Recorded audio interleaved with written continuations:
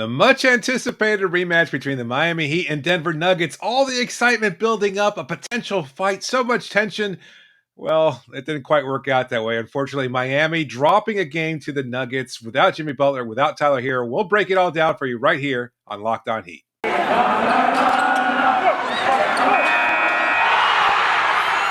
are Locked On Heat, your daily Miami Heat podcast. Part of the Locked On Podcast Network, your team every day.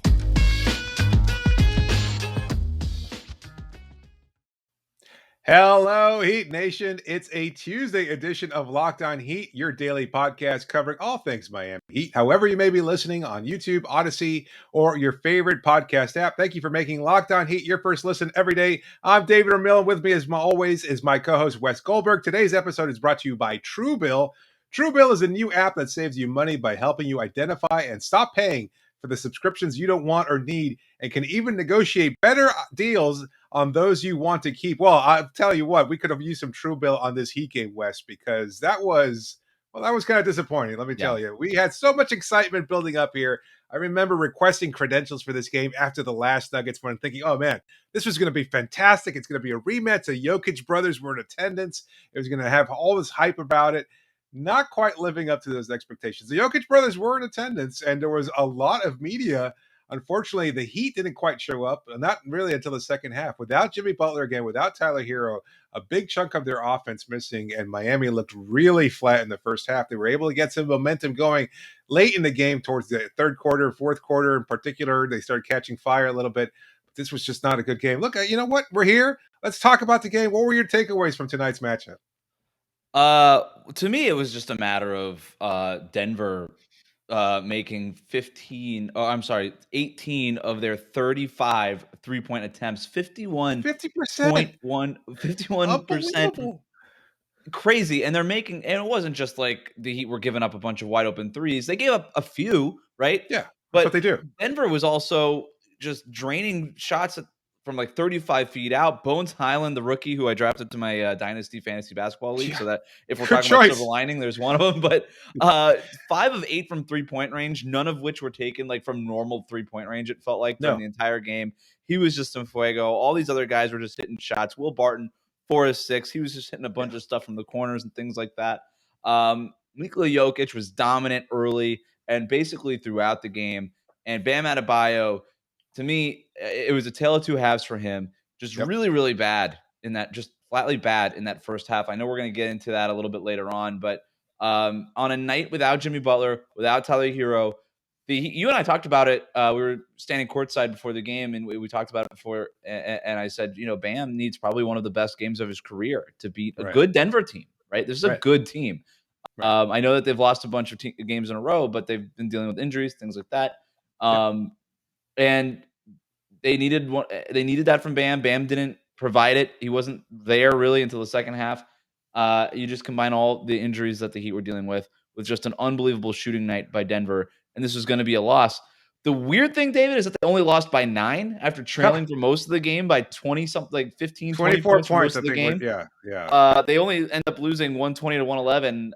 And so I think there are some, like, weirdly, there are a couple positive takeaways. I know you were tweeting about a couple of them after the game, but those were basically my takeaways. Yeah, look, Nuggets, losers of 6 straight. They had missed Nikola Jokic for a bunch of those games. He was nursing a wrist injury.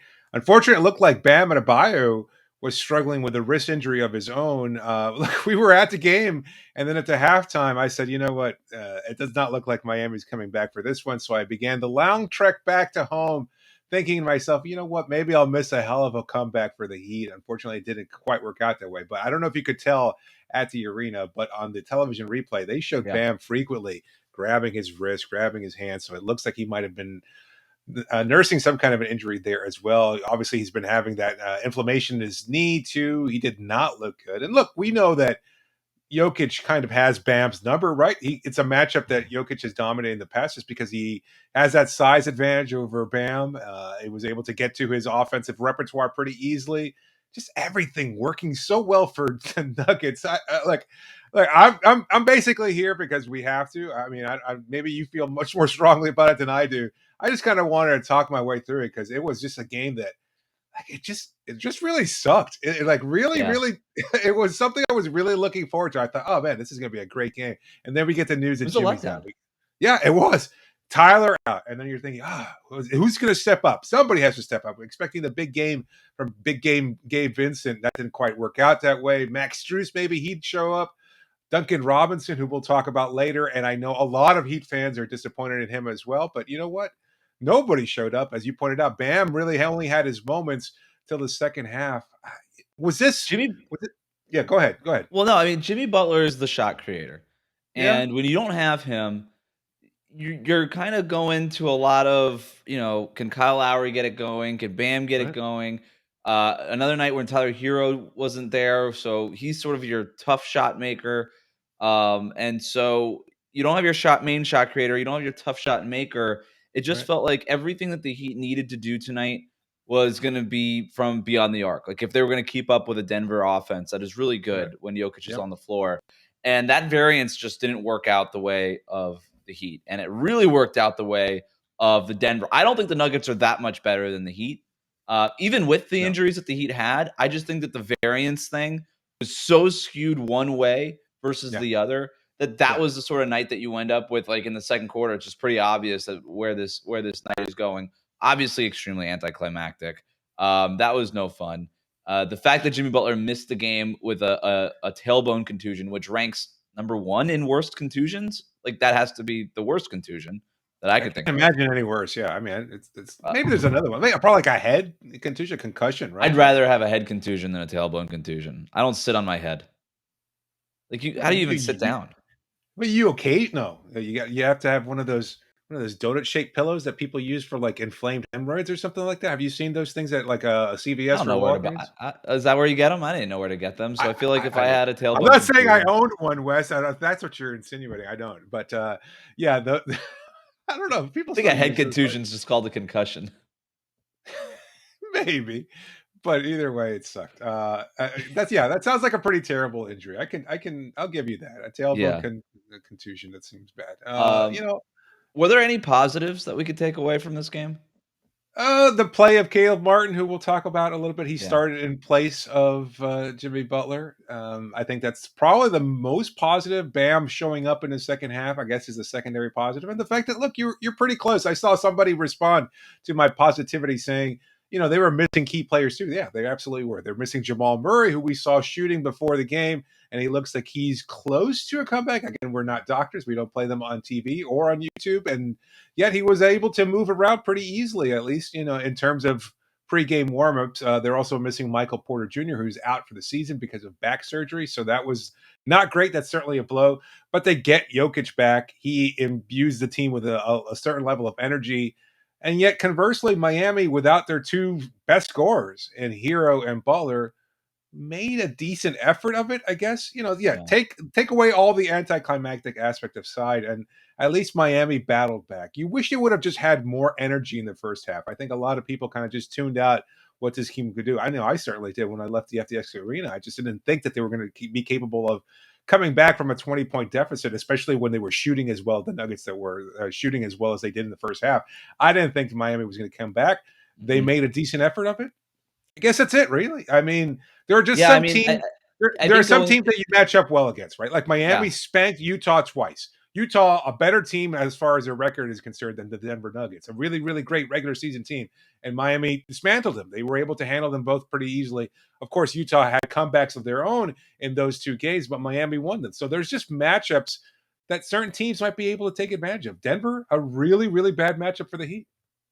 Yeah, maybe we save this conversation for the next segment when we talk a little Okay. bit more about Bam. But Okay. to me, that matchup between him and Jokic is just something that every time those two guys get together, I'm watching because Jokic is the guy that gives Bam the most problems. Like for what Yeah. it's his size, it's his ability to also play that finesse game in addition to the size. It's what makes him the MVP of the league.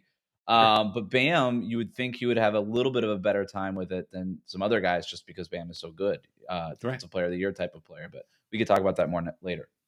Well, we will get into some player grades and then maybe answer some bigger questions about this team in the third segment. But first, let me tell you all about Truebill. Do you know why free trials renew without your consent? It's a business scam out to get you. Don't let greedy corporations pocket your money. Download Truebill to take control of your subscriptions. Truebill is a new app that helps you identify and stop paying for subscriptions you don't need, want, or simply forgot about. It happens. On average, people save up to $720 a year with Truebill. It's the holidays. Everybody wants to spend a little extra cash. Truebill will help you get some of that back. Because companies make subscriptions hard to cancel, you forget about them. Truebill makes it incredibly simple. Just link your accounts, and Truebill will cancel your unwanted subscriptions in one tap. Your Truebill concierge is there when you need them to cancel unwanted subscriptions so you don't have to. I love Truebill. They've saved me at least tens of dollars that I can think of off the top of my head when I just ignored a subscription I signed up for. You know how it works out. You get that $1 free trial or something like that. Next thing you know, you're paying $15 or more a month. Forget about it. Truebill makes you cancel those subscriptions. It reminds you, hey, don't pay for this anymore. And that's why you should download it today. Don't fall for subscription scams. Start canceling today at truebill.com/LockedOnNBA. Go right now to truebill.com/LockedOnNBA. It could save you thousands a year. Truebill.com/LockedOnNBA.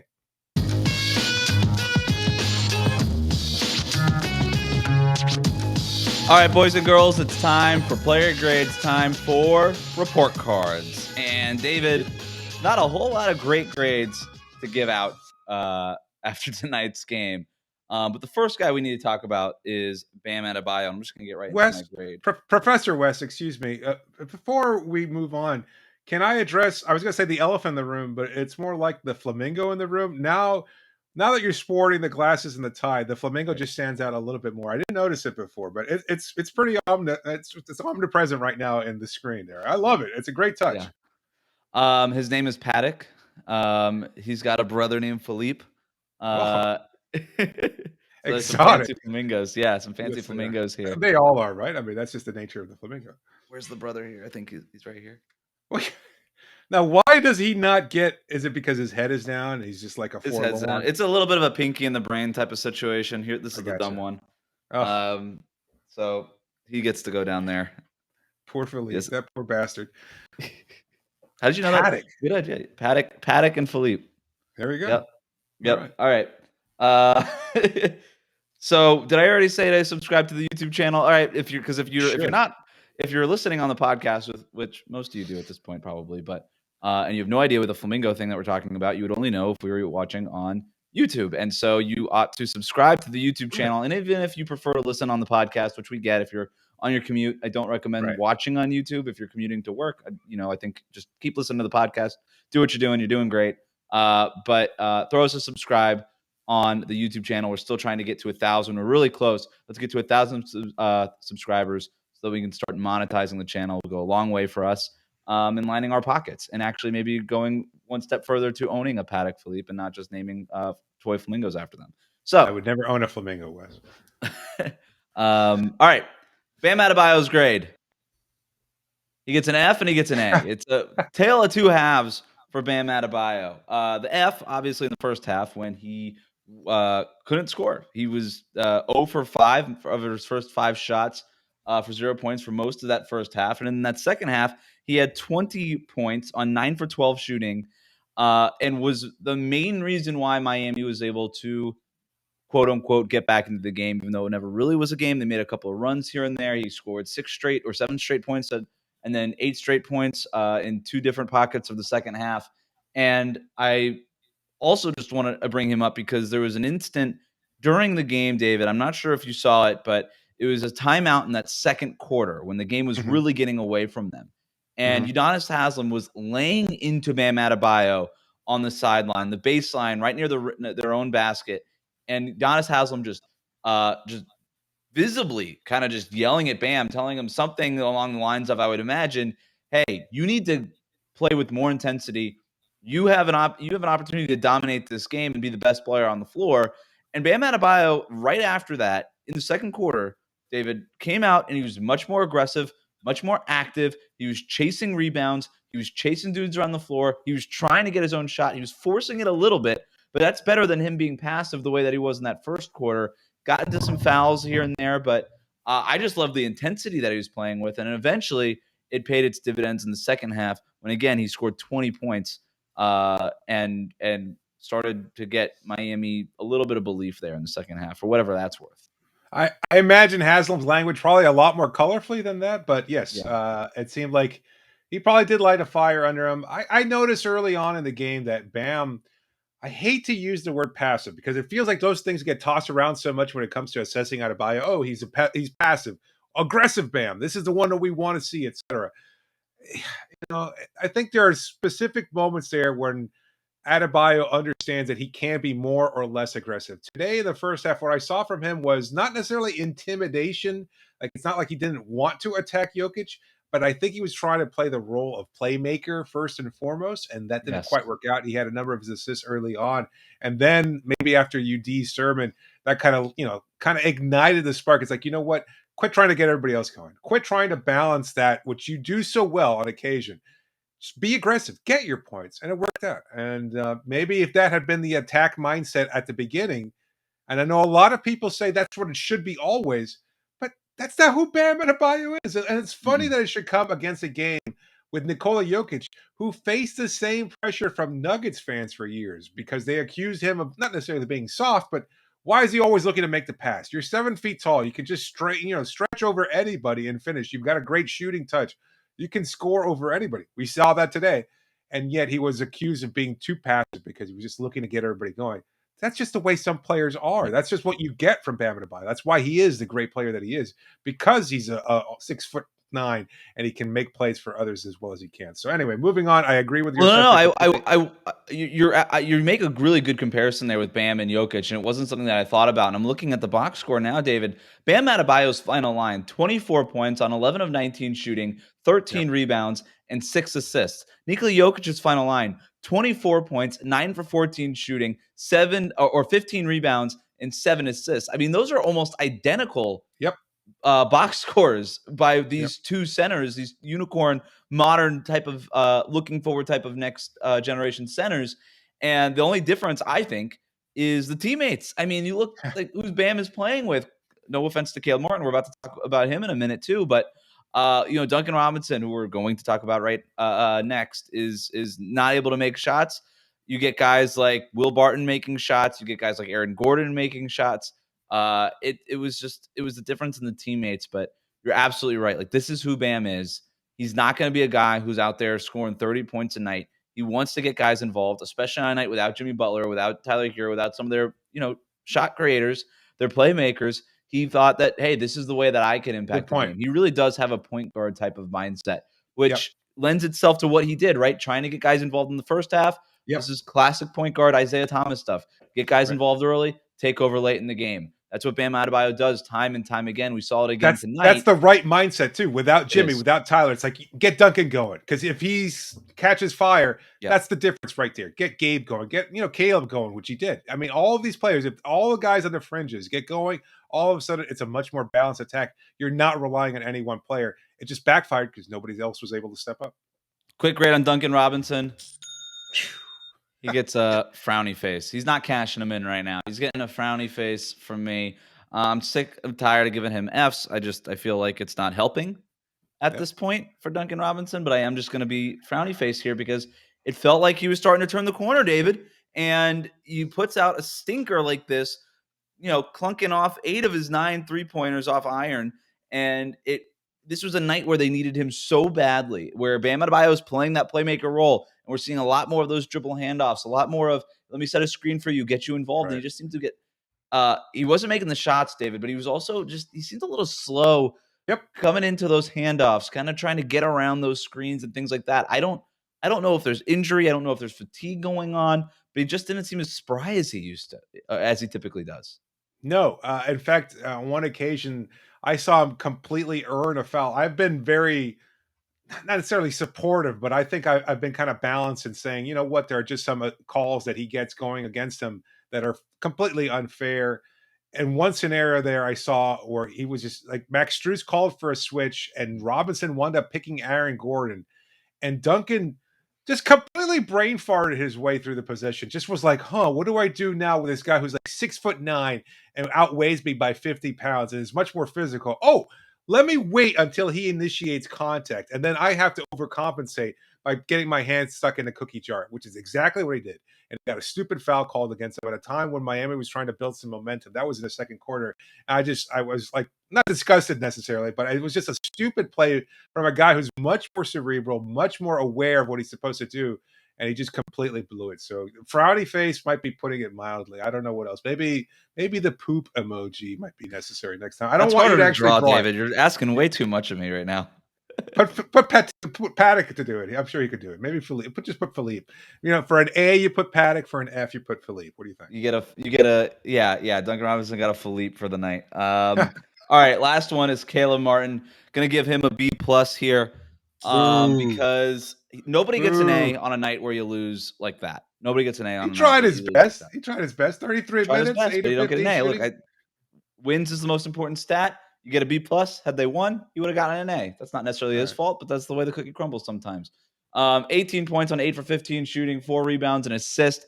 The most notable stat in his line is the fact that his plus-minus was 0, which normally you'd be like, well, he didn't really do much of anything. But considering that PJ Tucker was a -11, Bam was a -9, Kyle Lowry was -11, Duncan Robinson was -14. Of all the starters, Caleb Martin was the one who had the least bad impact filling in for Jimmy Butler. He sucked the least. B+.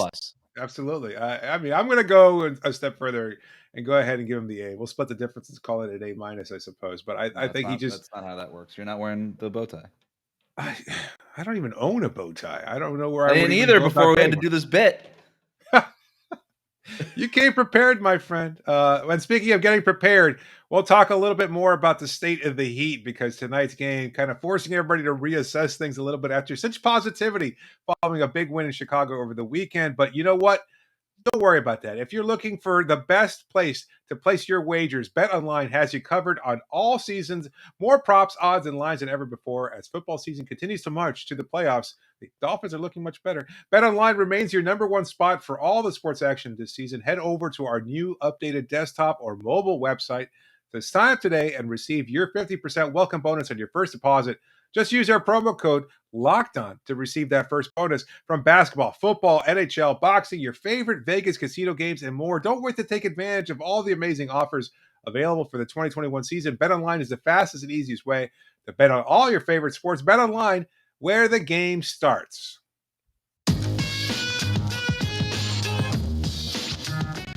Just a reminder that you can always reach us via email at lockedonheat@gmail.com or via Twitter using the hashtag AskLOHeat. Be sure to please subscribe to the show and leave a review. And because your feedback is so important to us, we put together a very brief survey to let us know more about how you listen to the show or watch the show in some cases. Just another opportunity to reach out to us in a way no other outlet encourages. We love to hear from you. We want that feedback. Please sign up and review. Go on iTunes, wherever you get podcasts, or go and, of course, and subscribe to our show on YouTube, because we want to keep producing the best content possible, and we want to hear from you. So fill out that survey. It's going to be in our show notes on both YouTube and wherever you get podcasts, so make sure you check that out. But first, Wes, I guess as we're wrapping up today's discussion, we could talk a little bit more about Duncan, but I think both you and I are kind of sick of the conversation about Duncan Robinson, because I'm not sure what else there is to say about it. I think that's the hot topic. I think that's what a lot of Heat fans want to get into. There's a lot of discourse about who struggled the most. I think it was pretty obvious it was Duncan on a night when Bam might have been injured, or that the Nuggets just played extremely well, as you pointed out in the first segment. A lot of people still got hung up on Duncan's poor play, but I don't know what else there is to say about it. He's not going to get removed from the starting lineup, even when Tyler is available. I just don't think there is anything else to say, really. I mean, if there's something else that you want to add, feel free. But at this point, I'm ready to kind of move on from the Duncan conversation. No, I mean, I mentioned how he was moving a little slow. Maybe it's an injury thing. Maybe he's just lost pep in his step because he wasn't shooting well. And that happens, right? The wind coming out of your sails a little bit. I would like to see a little bit more of the Bam Adebayo, Duncan Robinson pick and roll. And I wrote on the West Side this week, I had observations from the first 20 games of the season, kind of big questions that the front office has to ask going forward. And one of the things I wrote in that column was that I'd like to see more Kyle Lowry, Bam Adebayo, two-man game stuff, because Lowry's able to set screens as well as he is. Bam Adebayo, same way. Both of them can make plays out of those situations, and they've shown flashes of being dominant in those situations. But I'd like to also see Bam get involved in that patented pick and roll with Duncan Robinson because it's been so effective. I mean, that's Miami's version of the Steph Curry, Draymond Green thing. And there are a lot of stats where Duncan Robinson, when he's shooting well, it's very Steph Curry-esque.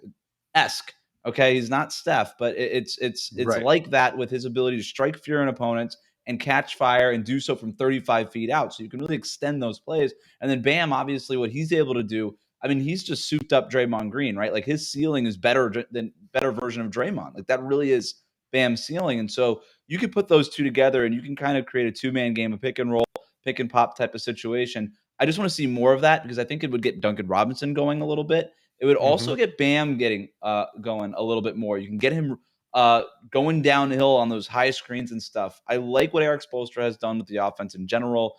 It's just really unpredictable. The passing is exquisite. They're doing so much stuff between like underneath the 3-point arc that it's just so hard to keep track of for an opponent. But sometimes maybe you might want to lean a little bit more into that two-man game with Duncan and Bam. That was my only takeaway. Yeah, that's fair. I don't know. Was he Miami's worst player? What does he deserve the kind of vitriol that Heat fans are laying into him at this point in time? Because it seems like there's a lot of frustration with a guy who is so one-dimensional, and all the arguments in favor of Duncan are, well, he has this gravity, he makes an impact in other ways.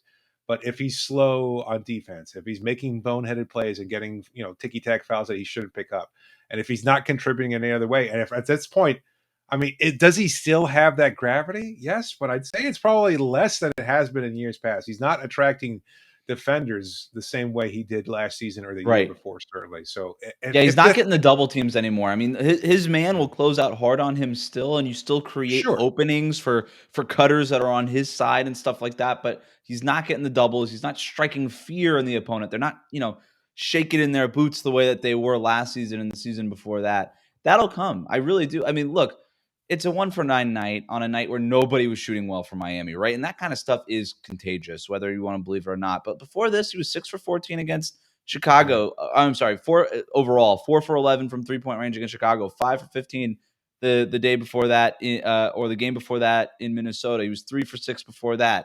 It felt like he was starting to get going.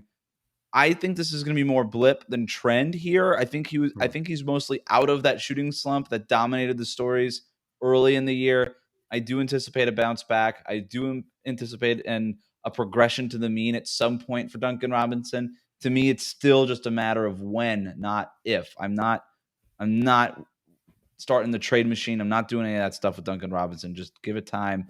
And but the thing is, when he does get on a roll here, David, it is going to open up the offense so much for the Heat. And I think we're really going to see the domino effect, the ripple effects of that. And I think whenever Duncan Robinson does get going, I think the Heat are going to go on a run. Okay, one last question before we wrap things up. Well, actually, maybe a second bonus question I'll throw in there. But, we talked yesterday's episode about the 20-game benchmark for the Heat and assessing this group. And I think we've had enough of a sample size now, despite injury, despite some players being missed out of the lineup here and there. I think you've got a good pulse for what this team is. And as we talked about yesterday, Pat Riley, the front office, probably sees them more likely to be a contender than a pretender. And given that they want to make changes, then you have a game like this where it's completely the opposite. You never want to kind of have your personality sway from one game to another. Heat fans always, or all fan bases will be like that, of course. But this was a pretty bad game. You get exposed a little bit by a Denver team that's missing some key players. And of course, yes, you're missing Jimmy Butler and Tyler Herro. But does that change your assessment of this group? Does it kind of make you realize maybe you're not as close to contention as we had talked about in yesterday's episode? Or is that too overreactionary? This is a flush it down the toilet game, David. I don't even know that there's a point of watching the film in this. Like, you don't play Denver again for the rest of the season. I think you just move on to Cleveland on Wednesday. You just flush this game down the toilet, never look at it again. All right. Give me something positive, man. What happened on Thanksgiving? Oh, you never wind up talking about whether or not you drank more than you ate dessert? I think that was your prediction from Nostradamus the week before. Was there anything positive from your Thanksgiving meal? I guess that Nostradamus was right once again. There was a lot of different kinds of alcohol drank. I think I only had 2 kinds of pie, pecan and key lime. I definitely drank more kinds of alcohol than that on Thanksgiving and the entire weekend. It was I don't remember a whole lot of that weekend, David, but I think it was a good time.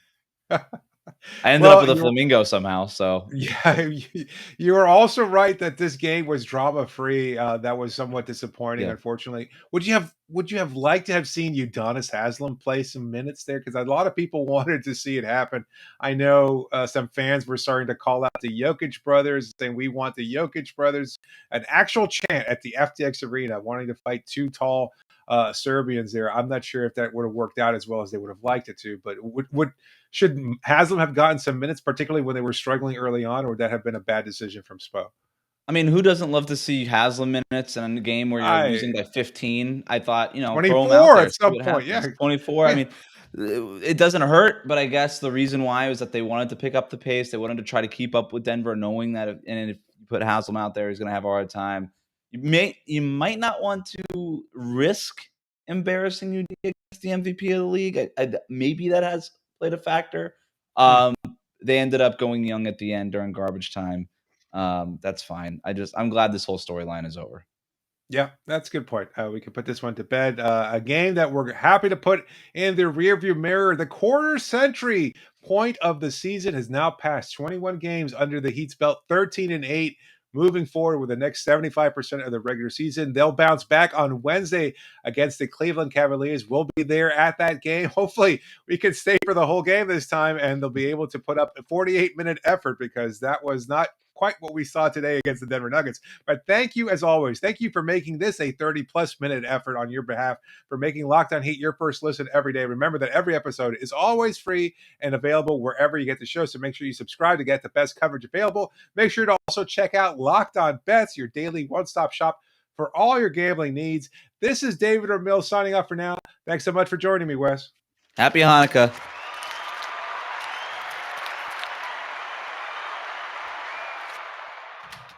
Is Paddock Jewish?